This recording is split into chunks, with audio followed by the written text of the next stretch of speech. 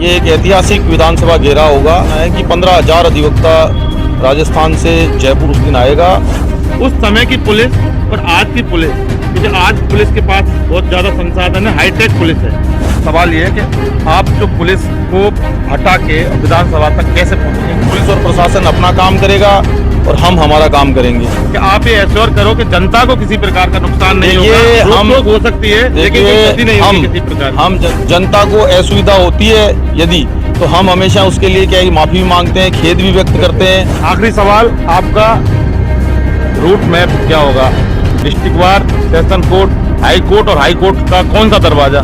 मैं मीडिया के सामने हमारी क्या रूट होगा, क्या पॉलिसी होगी वो नहीं बताऊंगा। तो युद्ध में कई तरीके होते हैं, गोरिल्ला युद्ध भी लड़ा जाता है, छद्म युद्ध भी लड़ा जाता है। फिर कह रहा हूँ, आपके चैनल के माध्यम से कह रहा हूँ कि यदि हमें अंबेडकर सर्किल से पहले रोकने का प्रयास किया गया तो ये तो पूरा जयपुर जाम हो जाएगा। सेशन कोर्ट में इस वक्त मैं खड़ा हूँ क्योंकि आज तारीख है 4, उसके बाद 5, 6, 7 की छुट्टी हैं, 8 के बाद 9 और 9 के बाद 10 को विधानसभा घेराव होना था, लेकिन किसी कारणवश विधानसभा को स्थगित कर दिया गया। क्योंकि कल महापंचायत हुई थी, कमल किशोर शर्मा दी बार एसोसिएशन जयपुर के अध्यक्ष हैं, हमारे साथ खड़े। महापंचायत में भी जब ये घोषणा हुई थी कि ऐसा सुना जा रहा है कि स्थगित विधानसभा हो गई है 10 मार्च को जो होने वाली थी, क्योंकि इनको 10 मार्च को वकीलों का घेराव था विधानसभा का। तो इन्होंने भी अपनी भाषण में कहा कि जब जब भी विधानसभा की तारीखें बदलेंगी हम भी हमारी तारीख बदलेंगे, लेकिन विधानसभा घेराव करके रहेंगे। और अब वो 10 के बाद तारीख हुई है, 13 तारीख को उन्होंने फैसला किया है। राजस्थान के समस्त वकीलों से आह्वान है और वो आएंगे भी और विधानसभा का घेराव करेंगे। तो उसके लिए इनकी क्या रणनीति है और किस तरह से तैयारी हैं, और पुलिस जो प्रशासन की मुस्तैदी होगी उस और वो इनके लिए एक चुनौती होगी, उसको किस तरह से पार करके विधानसभा को घेर पाएंगे, कमल किशोर से बात करेंगे। सबसे पहले तो आप ये बताएं कि कितने वकील उस दिन इकट्ठा होंगे? भाई मेरा ऐसा मानना है कि ये एक ऐतिहासिक विधानसभा घेरा होगा और कम से कम मेरा ये मानना है कि 15,000 अधिवक्ता राजस्थान से जयपुर उस दिन आएगा। और निश्चित रूप से हम लोग, अगर हमारी मांग को पूरा नहीं किया गया तो हम विधानसभा का ऐतिहासिक घेराव करेंगे। कमल किशोर, 15,000 जब वकील जाएंगे, चूँकि पुलिस जानती है वकीलों की ताकत, वकीलों का जोश, आक्रोश भी जानती है, और पुलिस और वकील का इंटरनल एक रिश्ता है, क्योंकि सबसे ज़्यादा वकीलों को पुलिस जानती है। जनता तो इतना जानती है कि केस होता है, और आगे से आगे आपके आंदोलन हुए, मिर्ची बम और जो भी है, तहस नहस भी हुआ, बहुत सारे मतलब संपत्तियां का भी नुकसान हुआ था। और चूंकि जब आपने आह्वान किया है, उस समय की पुलिस और आज की पुलिस, क्योंकि आज पुलिस के पास बहुत ज़्यादा संसाधन है, हाईटेक पुलिस है। उस समय जो पुलिस होती थी, कुछ पुलिस वाले रहते थे, लेकिन हम भी आंदोलन कवर करते हैं, पुलिस के पास बैरिकेडिंग व्यवस्था होती है और लेयर में करती है। तो कितनी लेयर की? कम से कम 4-6 लेयर की तो होगी, बाकी की वहाँ देखने के बाद पता लगेगा। सवाल ये है कि आप जो पुलिस को हटा के विधानसभा तक कैसे पहुँचेंगे? पुलिस आपको रोकने के लिए तैयार खड़ी होगी। देखिए, निश्चित रूप से पुलिस और प्रशासन अपना काम करेगा और हम हमारा काम करेंगे। हमारा लक्ष्य जो है वो इस समय ये है कि एडवोकेट प्रोटेक्शन एक्ट को लागू करवाना। इसके लिए हमने, ऐसा नहीं है कि हमने कोई ज्ञापन नहीं दिया हो, हमने कोई निवेदन नहीं किया हो, हमने कोई अनुग्रह विनय नहीं किया हो, हमने सारे काम किए हैं। इसके अलावा हमने हुंकार भी भरी है और सरकार को हमने पर्याप्त समय दिया है कि सरकार क्या है कि हमारी मांगों के ऊपर उचित तरीके से विचार करके और इस एडवोकेट प्रोटेक्शन एक्ट जो उनके खुद के मैनिफेस्टो में वाजिब मांग है उसको अविलंब लागू करे। ये हम लोगों की है। प्रशासन और पुलिस अपना काम करेगी, हम हमारा काम करेंगे। और मैं आपको ये विश्वास दिलाता हूँ कि यदि सरकार ने हमें विधानसभा तक पहुँचने से रोका तो ये आप मान करके चलिएगा कि उस दिन फिर जयपुर पूरी राजधानी जाम रहेगी। जयपुर की पूरी राजधानी में कुछ नहीं हो पाएगा, ये मैं आपको विश्वास दिला रहा हूँ।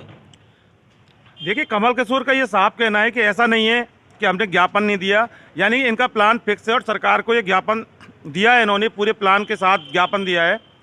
अब इनका ये भी कहना है कि पुलिस अपना काम करेगी, प्रशासन अपना काम करेगा, लेकिन वकीलों को कोई रोक नहीं पाएगा। और अगर सरकार ने इनको रोकने की कोशिश की या कुछ ऊंच नीच की बात हुई तो राजधानी बंद रहेगी, कोई भी काम नहीं होगा। लेकिन इन्वेस्टिगेशन मीडिया और न्याय स्तंभ चैनल के माध्यम से मैं इनसे एक सवाल पूछना चाहता हूं कि आप ये एश्योर करो कि जनता को किसी प्रकार का नुकसान नहीं होगा। रोक-टोक हो सकती है लेकिन कोई क्षति नहीं होगी किसी प्रकार की। हम जनता को कभी भी कोई नुकसान नहीं पहुंचा सकते। जनता कौन है? जनता हमसे ही तो है। आज मेरे परिवार में अगर 10 व्यक्ति हैं तो मेरे अलावा 9 व्यक्ति है, वो भी तो जनता ही हैं। तो इसलिए हम कतई जनता को कोई भी नुकसान कभी नहीं पहुंचाना चाहते हैं। जनता को असुविधा होती है यदि, तो हम हमेशा उसके लिए क्या है कि माफ़ी भी मांगते हैं, खेद भी व्यक्त करते हैं। हमें केवल और केवल हमारी मांग को पूरी करवाना है। हमारा जो भी सरोकार आज है वो सरकार से है। और दूसरी चीज़ और है कि जो जनता है उसकी असुविधा का, उसकी भावनाओं का, उसका ख्याल रखने का जिम्मा हमारे से कई गुना बड़ा राजस्थान सरकार का है, उनके मुखिया का है कि वो इस जनता को होने वाली असुविधा से बचाएं। या वो स्पष्ट रूप से ये कह दे सरकार कि एडवोकेट प्रोटेक्शन एक्ट की मांग वाजिब नहीं है, या ये सरकार ये कहने का दम दिखाए कि एडवोकेट प्रोटेक्शन एक्ट की जो मांग है इनकी अधिवक्ताओं की वो वाजिब नहीं है। ये कहे सरकार या तो, और नहीं अगर वो इसको वाजिब मानती है, मैनिफेस्टो में डाल रखा है जब इन्होंने, तो इसको पूरा करिए। आखिरी सवाल, आपका रूट मैप क्या होगा? डिस्ट्रिक्ट वार, सेशन कोर्ट, हाई कोर्ट और हाई कोर्ट का कौन सा दरवाज़ा?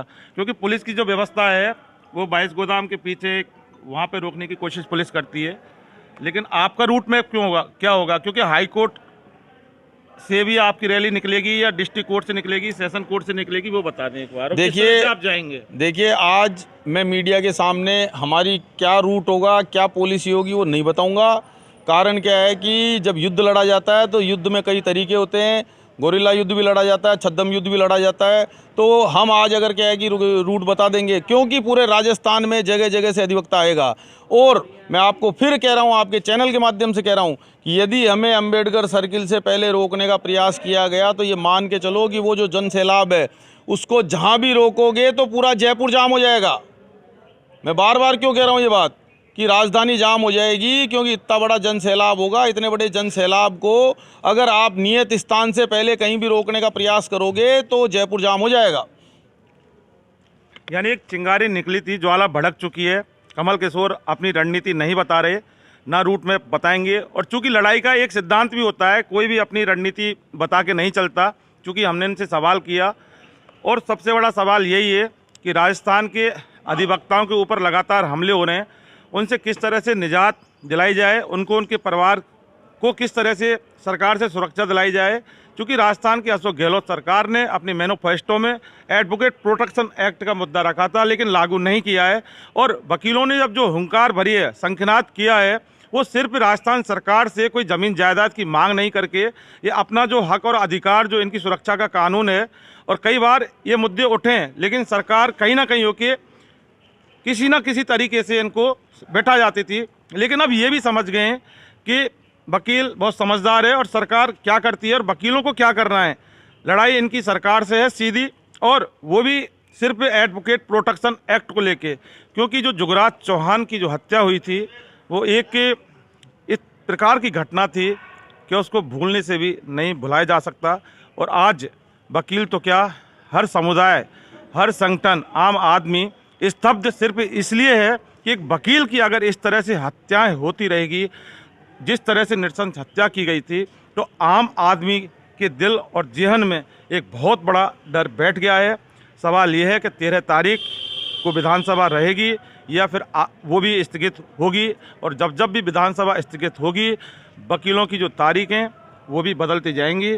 लेकिन ये फैक्ट है, ये कड़वा सच है कि विधानसभा तो घेरी जाएगी। मतीश पारिक के साथ सेशन कोर्ट से मैं जितेंद्र शर्मा।